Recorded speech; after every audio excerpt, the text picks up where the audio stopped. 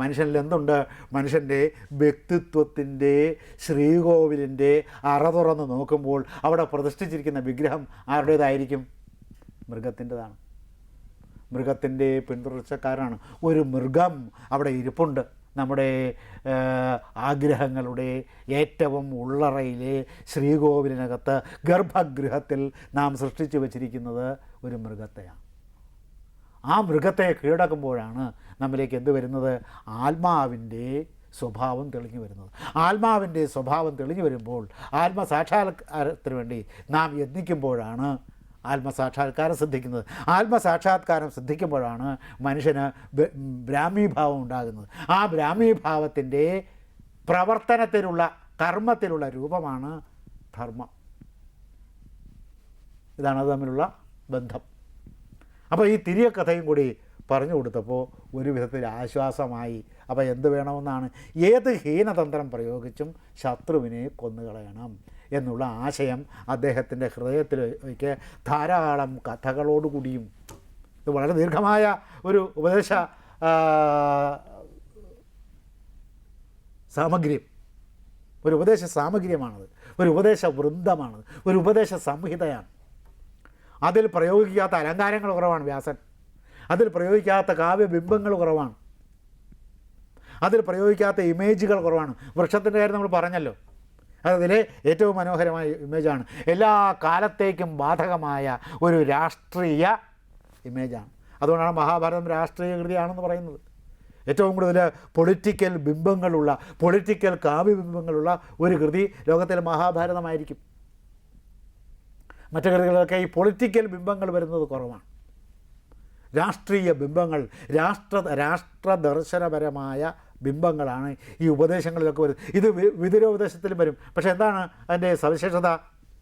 ഈ ഉപദേശത്തിന് നേരെ വിപരീതമായ ഉപദേശമാണ് ആര് കൊടുക്കുന്നത്?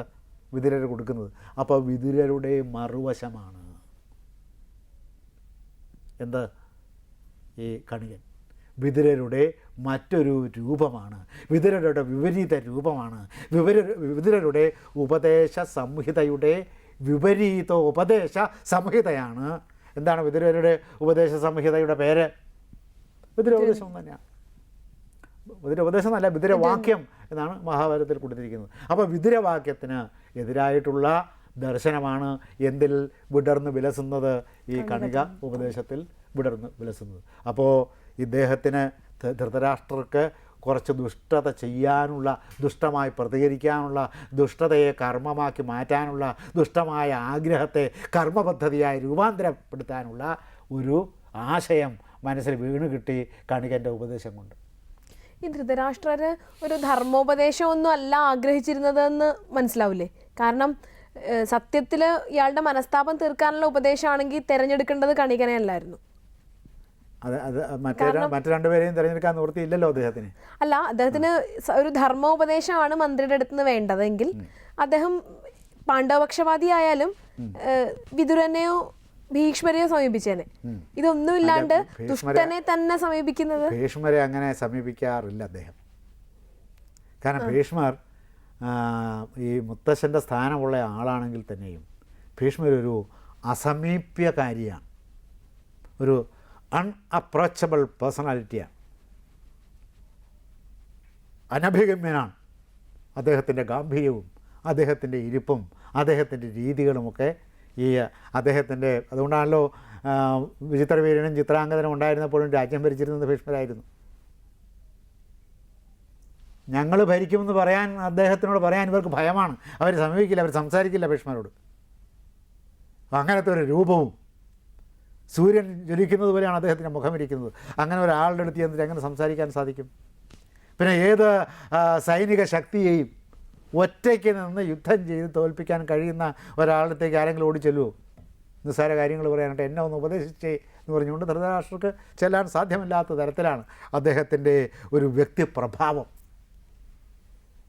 എല്ലാ ഗുണങ്ങളും ഉണ്ടായിരുന്നു അദ്ദേഹത്തിന്. എന്ത് ഗുണങ്ങളാണ് അദ്ദേഹത്തിന് ഇല്ലായിരുന്നിട്ടുള്ളത്? രൂപസൗകുമാര്യം അത് അദ്ദേഹത്തിനുണ്ട്.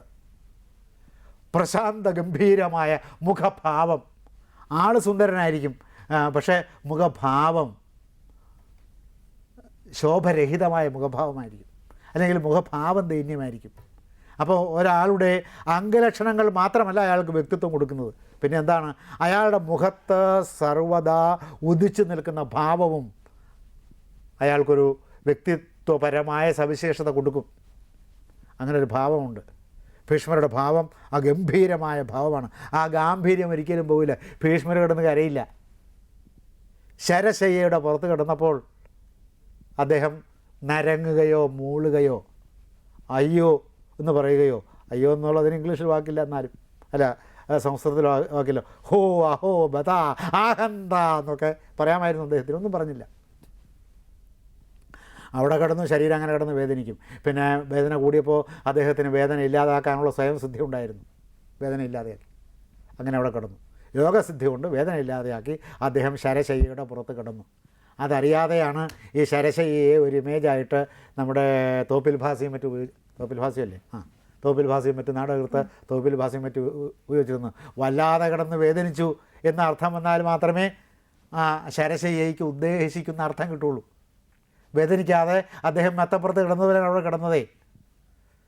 ഉണ്ടല്ലോ പരസ്യത്തിലൊക്കെ വരുന്ന മെത്തയുണ്ടല്ലോ, ആ മെത്തപ്പുറത്ത് കിടന്നാൽ നടുവേദന ഉണ്ടാകും, കാലക്രമേണ, ഉടനെ ഉണ്ടാവില്ല. കിടക്കുമ്പോൾ ഒരു സുഖം തോന്നും.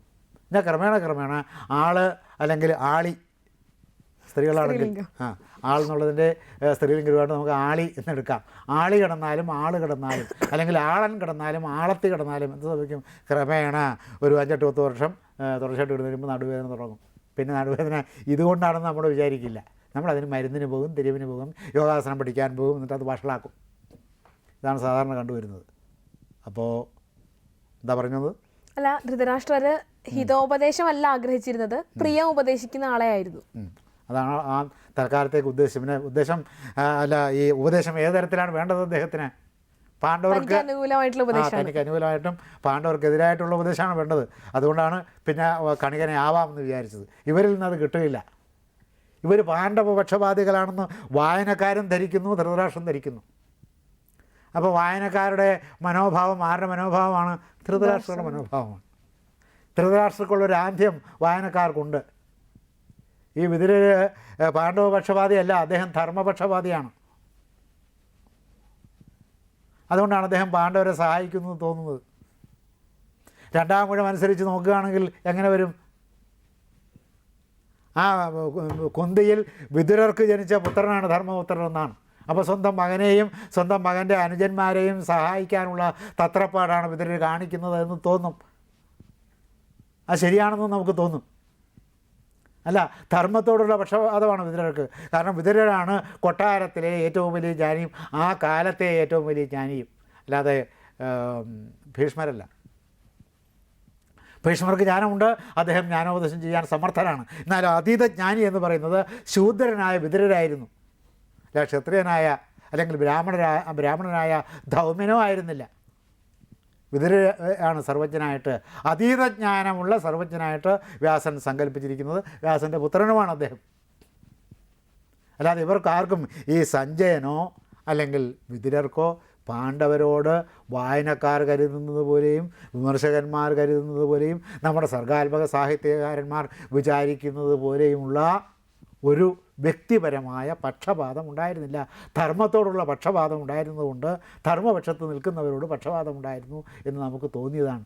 വിദ്യയോട് ബഹുമാനമുള്ള ഒരു വിദ്യാർത്ഥി ആചാര്യനെ സാധാരണ വിദ്യാർത്ഥികളെക്കാൾ കൂടുതൽ സ്നേഹിക്കുകയും ബഹുമാനിക്കുകയും പരിചരിക്കുകയും ചെയ്യുന്നത് പോലെ ഉള്ളൂ. അത് ആചാര്യനോടുള്ള ബഹുമാനമല്ല കാണിക്കുന്നത്. പിന്നെ എന്തിനോടുള്ള ബഹുമാനമാണ്? വിദ്യയോടുള്ള ബഹുമാനമാണ്. പരമാധികാരിയെ ആളുകൾ അനുസരിക്കുന്നത് ആ വ്യക്തിയോടുള്ള ബഹുമാനം കൊണ്ടല്ല, അധികാരത്തെ പേടിച്ചിട്ടാണ്.